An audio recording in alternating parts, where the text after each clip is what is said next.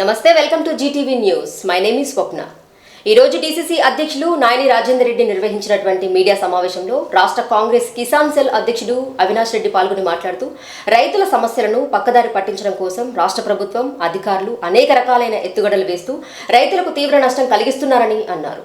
కలెక్టర్లకు, అగ్రికల్చర్ ఆఫీసర్లకు, సివిల్ సప్లయర్లకు, మినిస్టర్లకు గత 4 ఏళ్లుగా సాక్ష్యాధారాలతో సహా రైతులకు ఏ విధంగా దోపిడీ జరుగుతుందో అని తెలపడం జరిగిందని, క్వింటాకి 10 కిలోల చొప్పున రైతులకు మిల్లర్లు నష్టం చేస్తున్నప్పటికీ సివిల్ సప్లై ఈ రైతుల సమస్యలు పరిష్కరించకుండా ఈ రోజు కమిషనర్ ముందు వేసుకొని చేయడానికి గల కారణం ఏంటి అని అవినాష్ రెడ్డి ప్రశ్నించారు.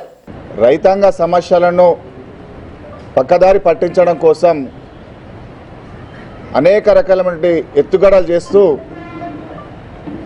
అసలు సంబంధం లేని శాఖతోటి, వ్యవసాయానికి సంబంధం లేనటువంటి శాఖ, ల్యాండ్ ఆర్డర్ని చూస్తున్నటువంటి పోలీస్ శాఖతోటి రైతు సమస్యల మీద నిన్న ఒక సమావేశం వరంగల్లో నిర్వహిస్తున్నామని చెప్పడం వల్ల డీసీసీ అధ్యక్షులు రాజేందర్ రెడ్డి గారు పిలుపు మేరకు నేను అక్కడికి వెళ్ళడం జరిగింది. అంటే వరంగల్ కమిషనరు రైతుల సమస్యలను మాట్లాడదామని చెప్పేసి అంటే నేను కూడా వచ్చిన.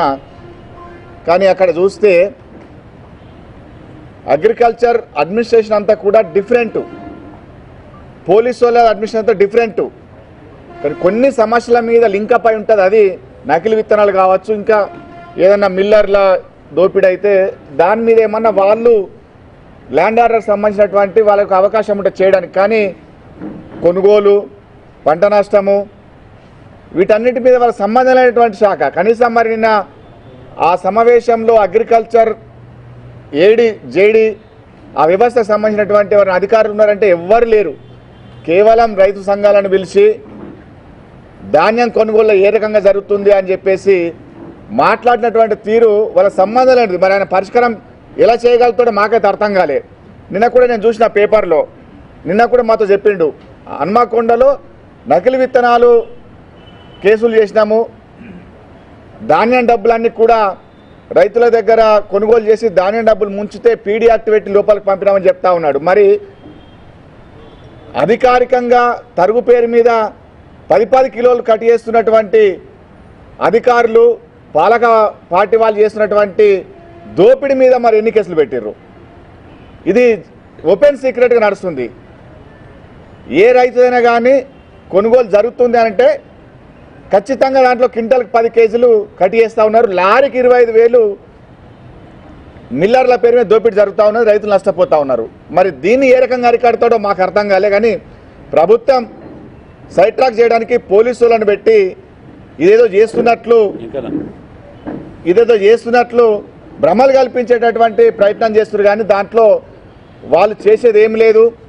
మేము నిన్న మాట్లాడుతూ చెప్పినాం, మీరు అడుగుతున్నటువంటి ధాన్యం కొనుగోలులో ఏ రకంగా దోపిడీ జరుగుతుందని ఇది తెలియని సబ్జెక్ట్ కాదు.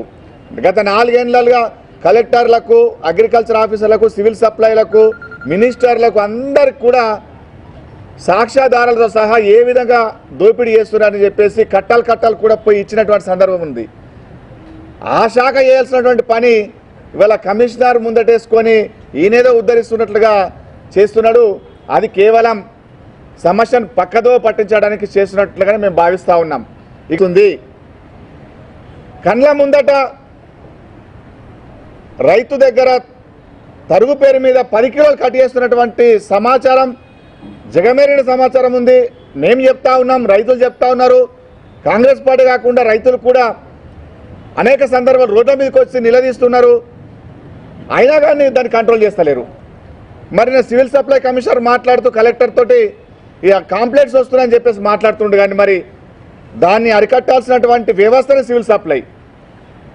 సివిల్ సప్లైర్లు ధాన్యం తూకం వేయగానే ట్రక్ షీట్ ఇవ్వాలా, ట్రక్ షీటు ఇవ్వకుండా రైస్ మిల్కి పోయిన తర్వాత 700 బస్తాలు పోతే రైస్ మిల్తో మిలాఖాతి అయిపోయి 30 బస్తాలు తగ్గించి రైతులకు ట్రక్ షీట్ అప్పుడు ఇస్తున్నారు.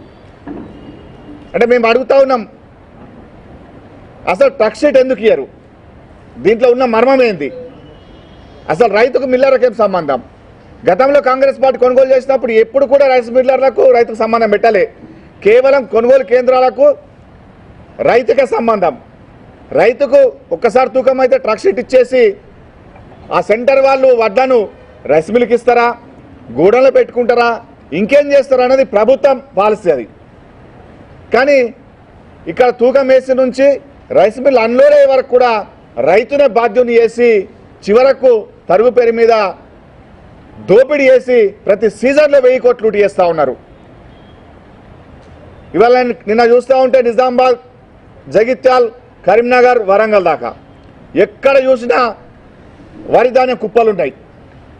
మరి సొంత జిల్లా సివిల్ సప్లై శాఖ కమలాకర్ గారు ఇంత చెప్తారు, ప్రతి గింజ కొంటాం, తరుగు పేరు మీద దోపిడీ చేస్తే ఊరుకోం, నోరు తెరిస్తే మాట్లాడతారు. కానీ ఎక్కడ కూడా మరి ఏది కొనుగోలు ఎక్కడ? ఇంకా 15-20 రోజులు అయితే వర్షాలు వస్తాయి.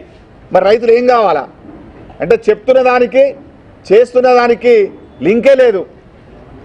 మాటలు చెప్తారు కానీ ఆచరణలో ఎక్కడ కూడా దాని కొనుగోలు వ్యవస్థను పటిష్టం చేస్తలేరు, దోపిడీ నిలువరిస్తలేరు. అందుకే మేము కరఖండిగా చెప్తా ఉన్నాం, ఇది అధికార పక్షంలో ఉన్నటువంటి మంత్రులు కావచ్చు, ఎమ్మెల్యేలు కావచ్చు, అధికారులు అందరు కలిసి రైతులను లూటీ చేస్తూ ఉన్నారు. తరుగు పేరు మీద 1000 కోట్లు, ప్రతి సీజన్లో 1000 కోట్లు దోపిడీ చేస్తూ ఉన్నారు, రైతుల్ని నట్టడం చూస్తూ ఉన్నారు. మీకు నిజంగా చిత్తశుద్ధి ఉంటే మేము పదే అడుగుతా ఉన్నాం, మీరు ట్రక్ షూట్ ఎందుకు ఇయ్యరు? ట్రక్ షూట్ ఇస్తే మీరు ఏం పోతుంది? రైతుకు ఒక ఆధారం ఉంటుంది. మీరు ట్రక్ షూట్ ఇవ్వకుండా రైస్ మిల్లోడ్ చెప్పి దాన్ని పట్టుకొని రైతుకు డబ్బులు వేస్తున్నారంటే ఇది ఖచ్చితంగా మీరు నిలువరిస్తలేరు అని అంటే మీకు దోపిడీలో భాగస్వామ్యం ఉన్నది. కావాలనే దోచుకోవడానికి ఇవాళ రైతులు ఇబ్బంది పెడతా ఉన్నారు. ఇన్ని కాంప్లైంట్ 1000 కాంప్లైంట్లు వస్తుండే ఎక్కడ కూడా నిలువరించే ప్రయత్నం చేస్తలేరు. కారణం ఈ తరుగు పేరు మీద అందరు కలిసి రైతుల్ని నట్టడం వస్తున్నారు, దోపిడీ చేస్తున్నారు. అందుకని మేము మరోసారి కాంగ్రెస్ పార్టీ తరఫున డిమాండ్ చేస్తూ ఉన్నాం, మీకు చిత్తశుద్ధి ఉంటే, రైతుల మీద ప్రేమ ఉంటే, మీరు రైతాంగాన్ని అభివృద్ధి చేస్తున్నాము, రైతుల కోసం పనిచేస్తున్నాం అనేటువంటి మీరు చెప్తున్న మాటల్లో నిజం ఉంటే మీరు కొనుగోలు వ్యవస్థను పటిష్టం చేయండి, కొనుగోలు ధర దోపిడీని అరకట్టండి, వెంటనే ట్రక్ షీట్ ఇచ్చే ట్రక్ షీట్ ప్రకారం రైతులకు డబ్బులు ఇవ్వాలని చెప్పేసి మేము డిమాండ్ చేస్తాం. For more updates, please keep watching GTV TS.